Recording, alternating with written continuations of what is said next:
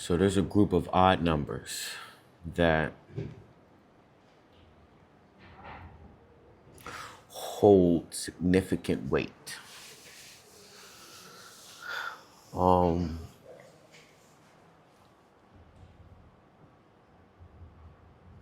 group of numbers that hold a lot of significance as far as the reality of our existence and living the best life that you possibly can. And those numbers are 1, 3, 5, 7, and 11. Now, these numbers aren't based off of anything as far as like numerology or anything of that matter, but it's a collection of things that, you know,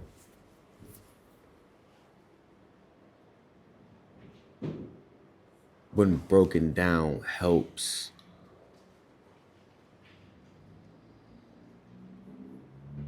an individual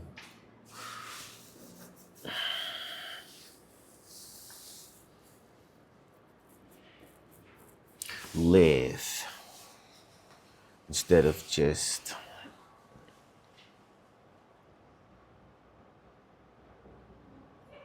existing. You know, one of the things that my adopted mom used to say to me a lot. You know, she would ask me, are you living or are you merely existing? And so we're gonna go ahead and break these numbers down. Just, you know, something to give you something to think about, just a template, a basic understanding of what it is that you need to know, and everything else can be built upon this. Okay? So in regards to 1, you know, the number 1, that is understanding that everything is 1. Everything is 1. The phone that I'm recording this video on, you, myself, the trees, the cars, this library, the sky, the ground, we're all 1. Everything is 1. Everything is made of one thing.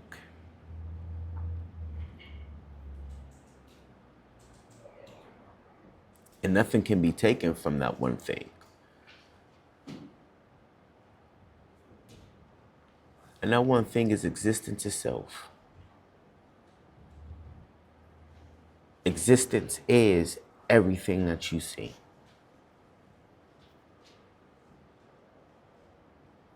Which is the one thing that everything is made up of. There's no such thing as being non-existent. Non-existence is it's not a thing. It's just not a thing. So that's 1. 3. Number 3 represents positive, neutral, negative, which this is what the Bible is referring to when it's talking about the Holy Trinity. It's not the Father, Son, and the Holy Spirit. It's positive, neutral, negative. Because, well, the importance of this is understanding that nothing is inherently bad, inherently wrong, or inherently good or right. Everything is neutral. And what makes things positive or negative is based on the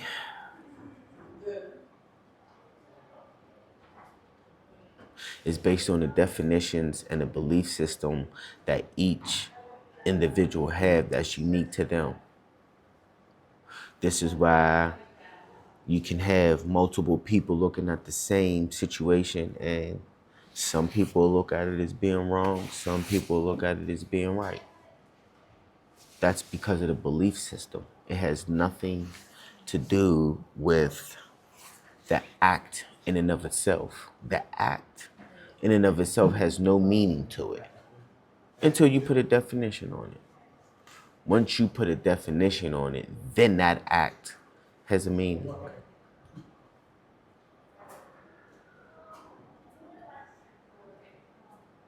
And that's very important to understand, because it's your definitions and your belief systems that guide you through your life.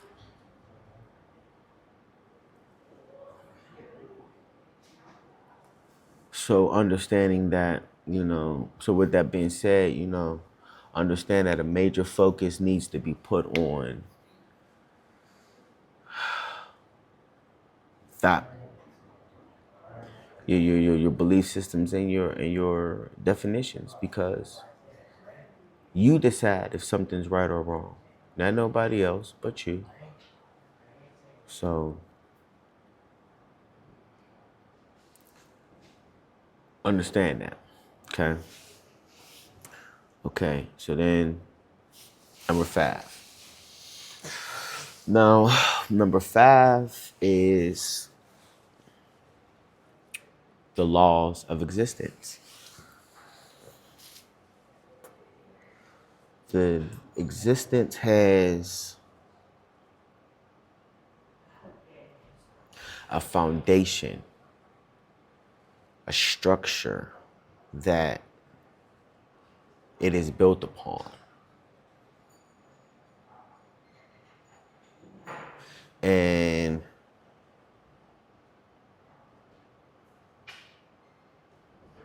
the structure that is built upon has laws that govern existence. There are 5 laws that govern existence. The first law of existence is you will never not exist.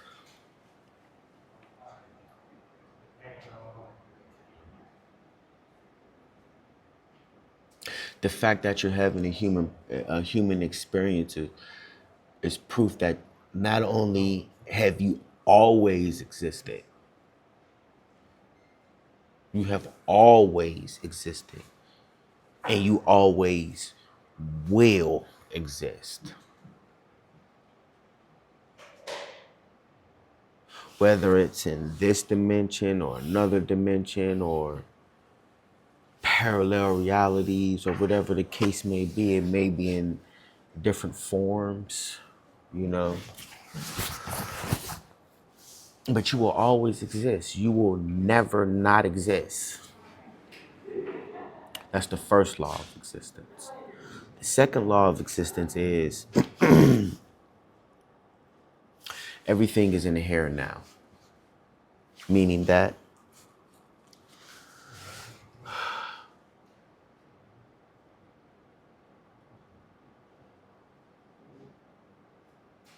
your life experience during the Civil War is going on right now. Your life experience during the time of Yeshua, the 12-stranded avatar, if you was here during that time period, you're living that life right now, as you're living this life that you're living right here, right now. Everything exists in the here and now. Time and space are creations with in existence. They're not part of existence, but they were created within existence, which means that there are illusions. Everything is accessible right now, right here, right now, which is the true definition of the Akashic records. You know, people have put false narratives out there, meaning saying that, you know, you have to be only certain people can access the Akashic records, or you just it's all bullshit. Anybody can access the Akashic records as long as you're tapped in, because everything is in the here and now. Everything is in the here and now. So as I'm sitting here recording this video, at the same time I am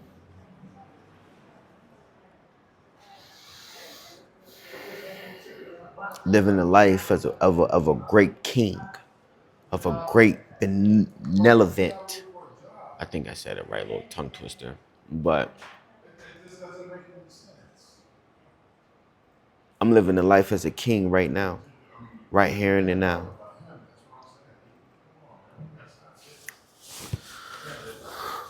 The future is happening. What you would deem to be the future, meaning an event that would happen 10 years from now, linearly is actually happening right here, right now. Okay. The third law of existence is the one is the all, and the all is the one. Which goes, you know, back to number one, you know, with understanding that everything is one. Everything. There's no separation from you, me. There's no separation from me and this table, you know, me and this bottle of water. We're all the same thing.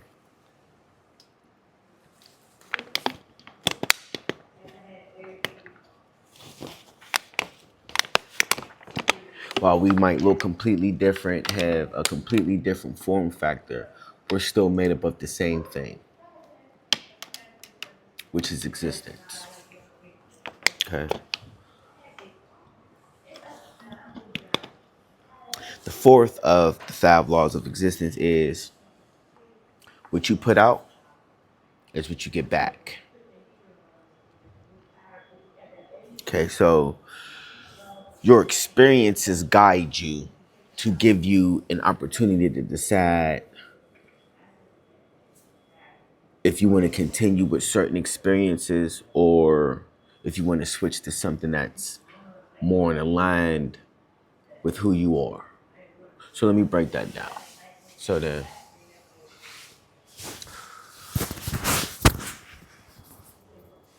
oops, little technical malfunction. Nope, we're not editing this out. We leaving it in. It's all part of the process, baby. All part of the process. And so, I would like to elaborate on that a little bit from the aspect of what you put out is what you get back. So when you're going through things in life, it goes to show you what you're putting out there because it's what is reflecting back to you. So then when it reflects this back to you, it allows you to observe externally what is going on internally. Which then gives you the opportunity to decide if, you know, you want to continue to go down this path, or do you want to make a 180 and completely turn around, or if you want to make a left turn, or right turn, or roundabout, whatever the fuck the case may be.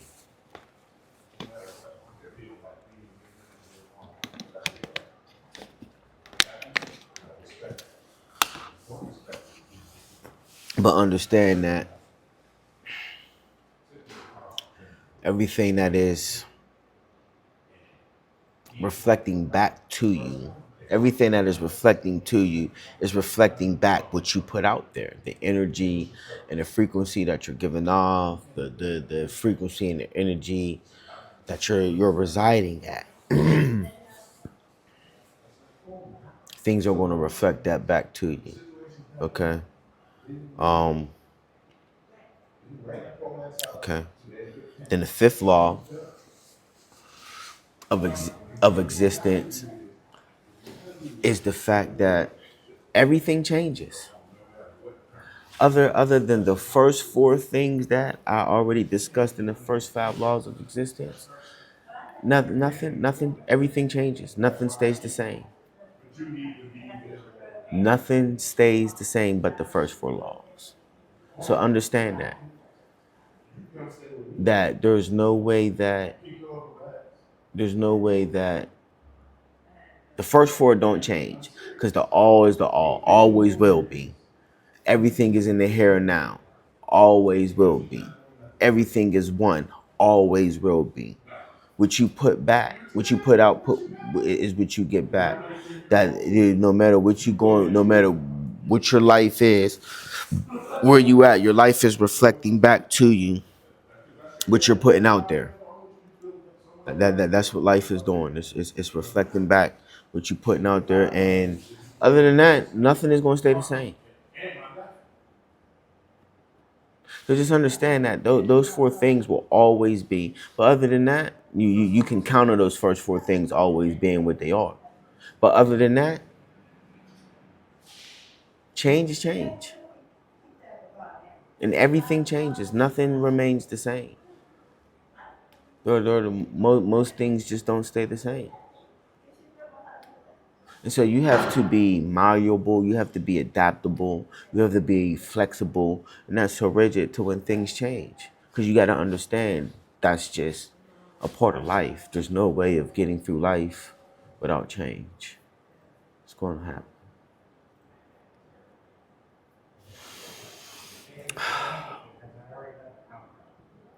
Which leads us into number seven. Okay. Number seven represents the things that are needed, the needs that are required to survive and thrive in this reality. Okay. And the order that I'm going to present these things to you is an order of importance, meaning that these are the things that are the quickest way. Without these things, death is automatic, imminent, whatever word you want to use.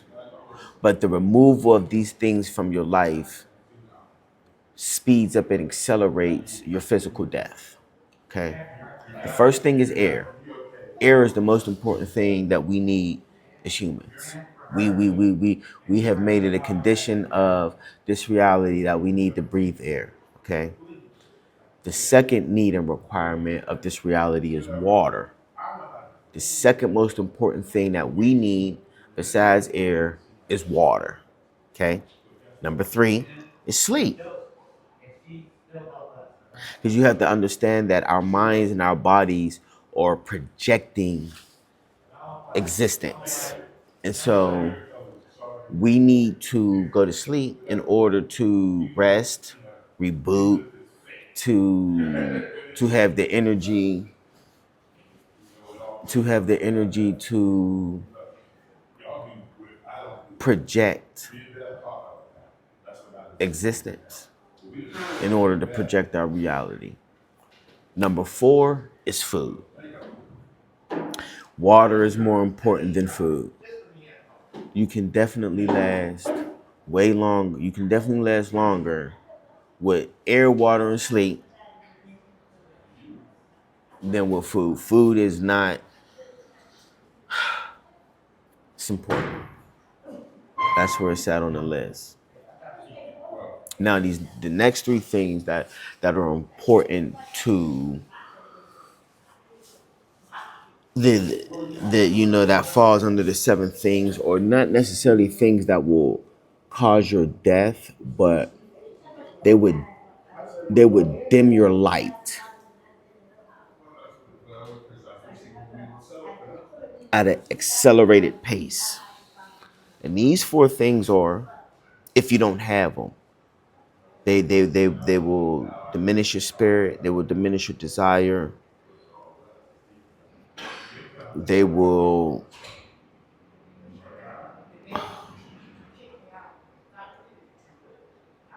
diminish your fight to live if you don't have these things. Which is shelter. Shelter doesn't necessarily have to be a building, a house. It doesn't have to be a roof. It's just an environment that allows you to grow and thrive. You know what I'm saying? Like, for instance, in Hawaii, not everybody lives indoors. Like, people actually live outside. But that's an environment that's conducive to them living. They're thriving. So the shelter doesn't necessarily have to be a house, apartment building, or whatever, but a physical structure. But you need an environment that's going to allow you to grow and thrive. Some form number six is some form of compatible relationship or connection with something. It doesn't have to be a person. It can be a book, a tree, a rock, the stars. Um, it can be whatever you choose it to be. But whatever this relationship is, it has to reflect. It has to be some type of reflection of existence and some type of expression. We have to have relationships that reflect back to us our existence. If we don't have any type of relationship like that in our life, it just causes an issue because you're disconnected from source. Well, you're not really, but you create an environment where you make yourself believe you're disconnected from source. Which send people down a dark path, for real. And the last thing of the number of the laws of expression is, excuse me, the seven things that you need is creative expression. You have to allow who you are at the core to shine.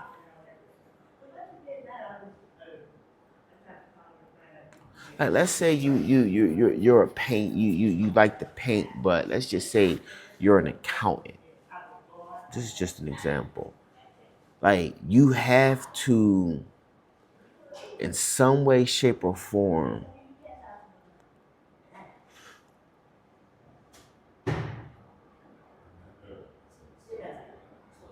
use your creative expression.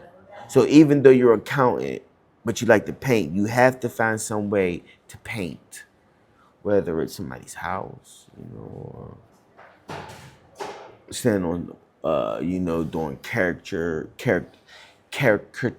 or portraits or whatever the case may be, watercolors, pastels, oil, whatever. But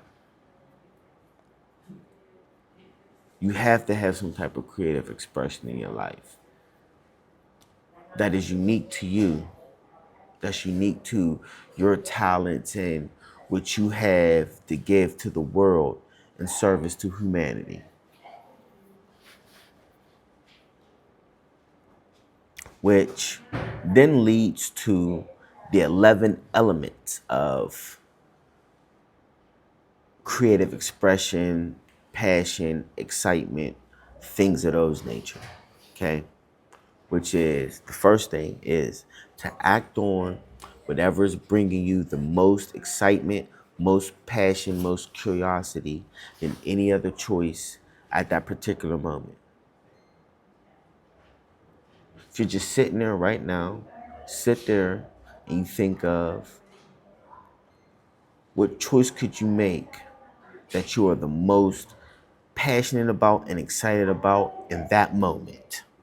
Now, this is creative expression. I'm not talking about no negative bullshit trying to do something. That's not what I'm talking about. I'm talking about creative expressions. Whether it's reading a book, taking a walk, coloring, whatever the case may be. But at any given moment, you act on your highest excitement, your highest passion, and you take it as far as you can until you can take it no more. The second thing is to act on that passion with absolutely no assumption on insistence on what it should look like or what it's going to lead to. You know, you it has to be a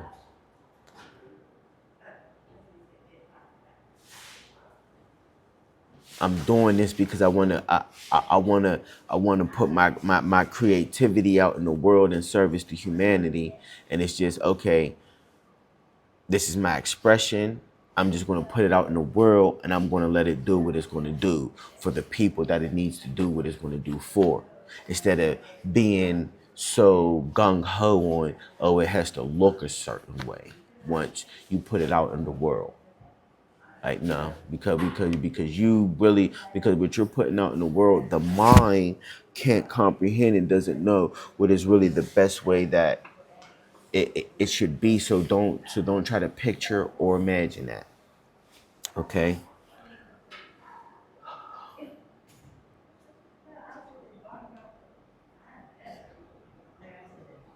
Right. So then 3 and 4 is to remain.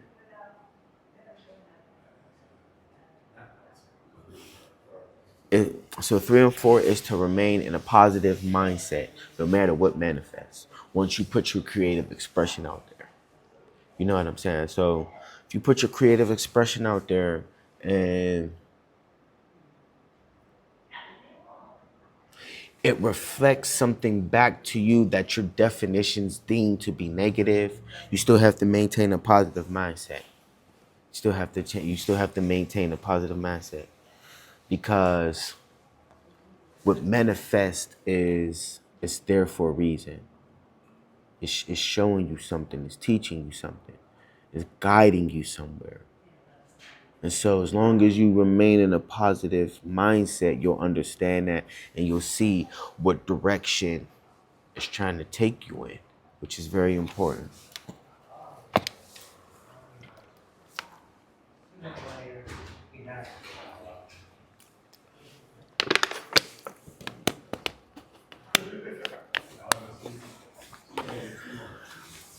Okay. Then,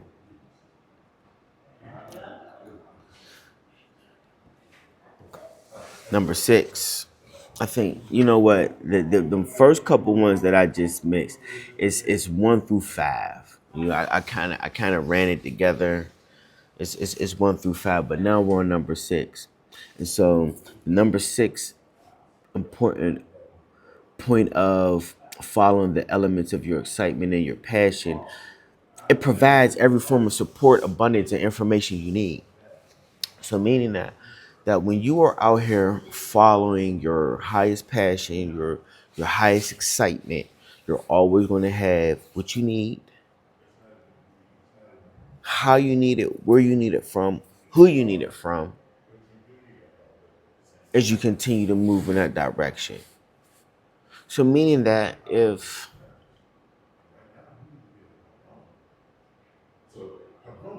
you're truly following your true passion, yes, there will be challenges along the way. Nobody is saying that challenges is completely removed from your life, but it allows you to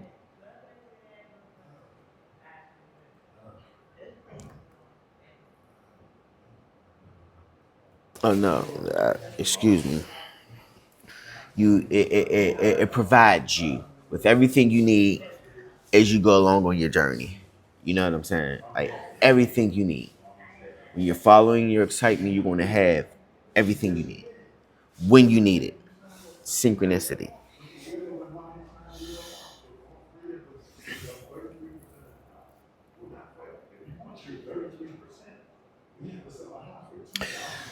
Number seven is that your highest passion and excitement becomes the driving engine that moves you forward. It's your motivation. It's the organizing principle that shows you what to act on, in what order, and when. It's your motivation. It becomes your your highest passion and your highest excitement is your motivation in life. It's your motivation. Eight.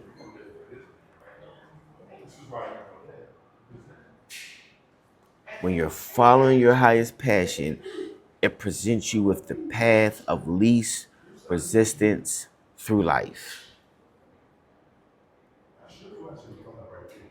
Meaning that if in your heart you really want to be a painter, but you're an accountant, you're going to hit a lot of roadblocks. Being this accountant because you're not following your highest passion. You're not following what excites you at your core. And so because of that, you're going to have roadblocks. But then as soon as you about face and start painting, life becomes easy after that. There's still challenges, but it becomes fucking easy. You know? Number nine,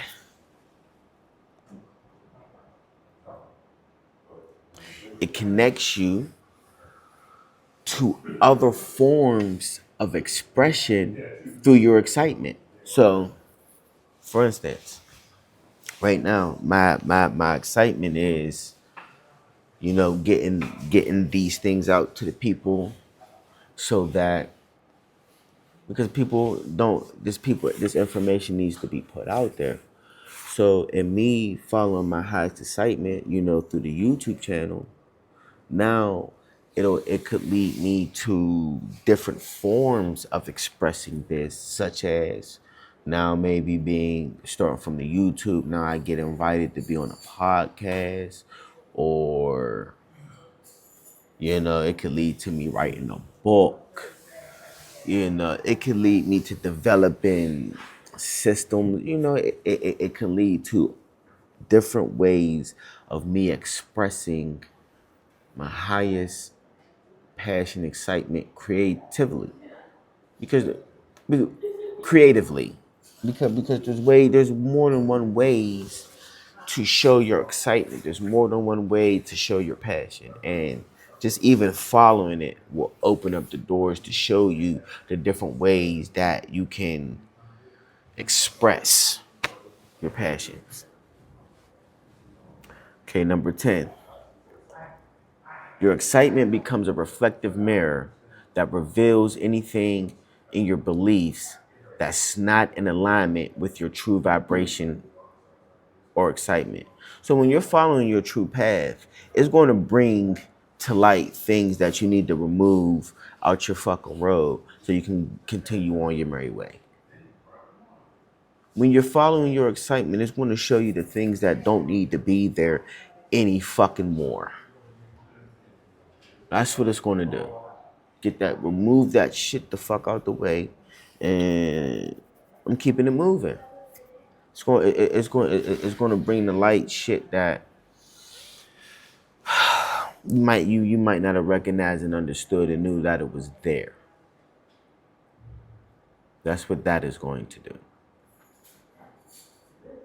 And the last thing that it does, it leaves nothing relevant out. Doesn't matter what it is. Doesn't matter what it is. Anything that is relevant to your passion, your highest excitement, you will not miss it. It will not be forgotten. It won't be lost. It will come to you when it needs to come to you at the time that it needs to come to you. You know? And so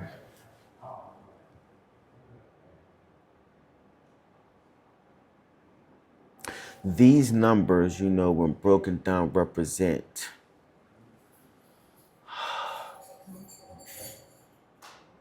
a basis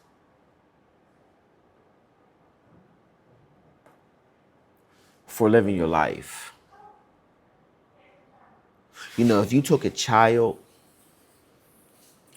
and you told a child these things without teaching them anything else, like if you took a 3, 4-year-old, 5-year-old child, you didn't teach them their ABCs, didn't teach them, maybe I'm exaggerating. You know what? Yeah, we're going to go with this example.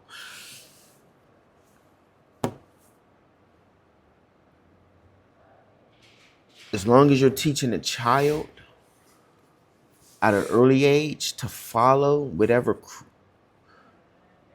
creative expression they have and that they're passionate about as a child, you don't have to teach them anything else. You don't have to teach them social studies. You don't have to teach them geography. You don't have to teach them none of that, because everything that they need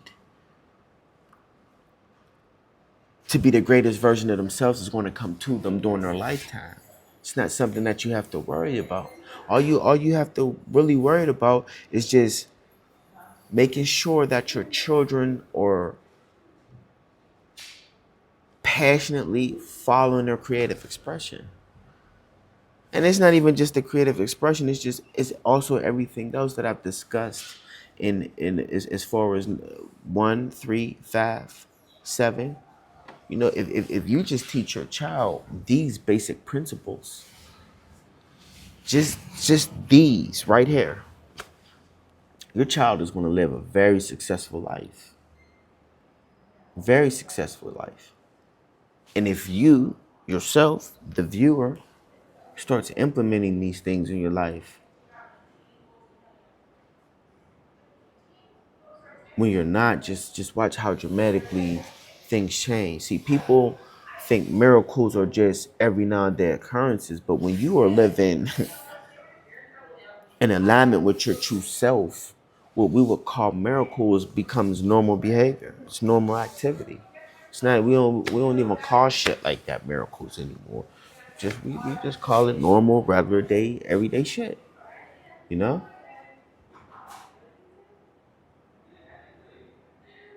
And so, in later videos, I will be doing deeper dives into each number, things I said for 1, 3, 5, etc., etc. Because they warrant that. They definitely warrant a deeper dive. But this was just to get the basics out there, the basis of just the template, just the template in and of itself is enough. So, this video was to get the template out there, to bring this information to the people. Stay in pursuit of the end of anything that keeps you from being your authentic self. To the next episode.